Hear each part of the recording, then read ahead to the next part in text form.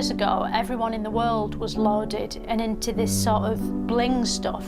But then the computers crashed and all the money was deleted. So now there's nowhere near as much as there was. It mainly affected money outside the banks because they'd backed most of theirs up, so they could still print it out on banknotes. But the rest of us have to do austerity until our money comes back, which is taking ages. Basically, with austerity, you spend less on stuff you don't need, like art installations or pavements. Not everyone's into it, like the disabled keep moaning about the benefits being taken away, but they can still make money by doing Paralympics or getting mugged outside their own home. It's hard to care about austerity because it's not like a tornado or an explosion where you can see pictures of it on the news and go, oh dear, that's their lives ruined, and then rewind it and watch it again. Austerity is sort of invisible, like a gas, but a gas that kills money.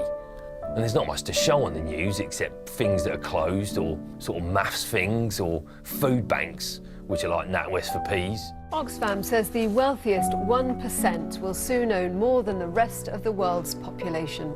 I suppose it's a bit gutting seeing the 1% people put up the nice tall pointy buildings while everyone else is sort of coughing to death in knackered old hospitals on the ground. But with a lot of the 1%ers, it's not their fault they're in the 1%. They were just born there. They've literally done nothing to put themselves in the 1%, so picking on them is literally the same as racism. Since the money crisis began, loads of European countries have been skint, but Greece, right, got totally skint. So basically, Germany lent them loads of money, like wonga, but in German, which is vonga.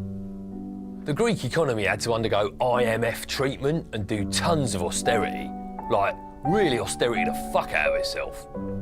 After a while, they didn't want to keep up the repayments, so they invented a new government who didn't believe in money. There's uncertainty in Europe tonight after Greece voted in an anti-austerity government. After the Greeks stopped believing in money, the Spanish stopped believing in it too.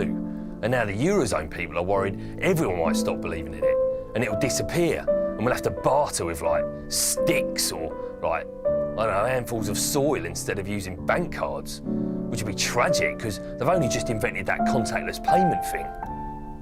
They said austerity left Greece devastated, but it's hard to tell because the footage was all people sitting around and things looking a bit half-finished and political graffiti on the walls, which is what Greece looked like anyway back in 2002 when I went there with my mate Paul. He fell off a scooter and took all the skin off his palms. That's not relevant, but it stuck in my head and I don't think the sight of it will ever leave me, to be honest.